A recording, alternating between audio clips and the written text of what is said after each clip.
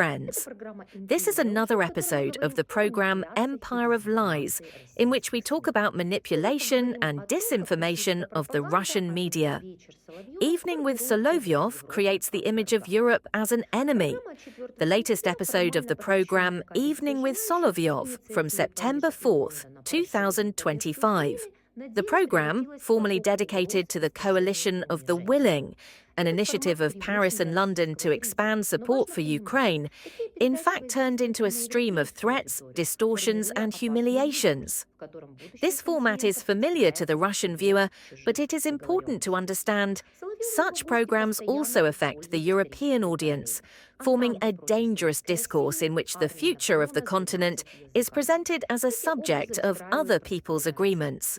1. History as a weapon.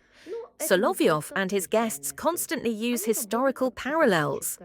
The Entente against Soviet Russia, Napoleon's army with 12 languages. These images build a simple narrative.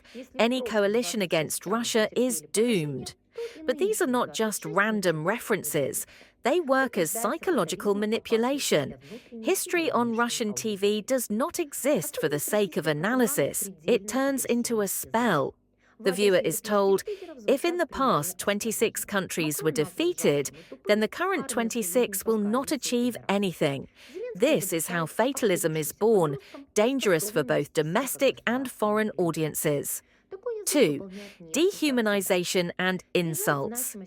A feature of Russian propaganda is the extreme aggressiveness of language. Direct insults are directed at European leaders. Macron is called pathetic and stupid. The Allied army, a coalition of faggots. Zelensky is portrayed as a stoned teenager, incapable of behaving like a state leader. This language serves several purposes. Reduces the importance of the opponent, turning him into an object of ridicule. Justifies any actions against insignificant and meaningless opponents. Creates an atmosphere of hatred, where respect for international norms simply disappears. It is important for the European audience to understand. This is not an emotional breakdown of the TV presenter, but a technology that has been used for decades to destroy the image of the other. 3. Nuclear blackmail as a norm. The most disturbing part of the broadcast is the discussion of Russia's nuclear doctrine. The presenter openly explains, if Ukraine receives long-range missiles from NATO countries, Moscow will receive the legal right to strike these states. Thus, before the eyes of millions of viewers, the idea of nuclear blackmail is normalized. It is presented not as a threat, but as a natural and reasonable response. This is a dangerous shift. The ground is being created in the mass consciousness for agreement with catastrophic decisions. Well, today it really became scary. If before today it wasn't scary, today it's just chills. You look at it and there's a collection of those who want to. 26 countries are ready. 26. Somehow it all reminds me of the times of the Entente of Soviet Russia, 26 countries.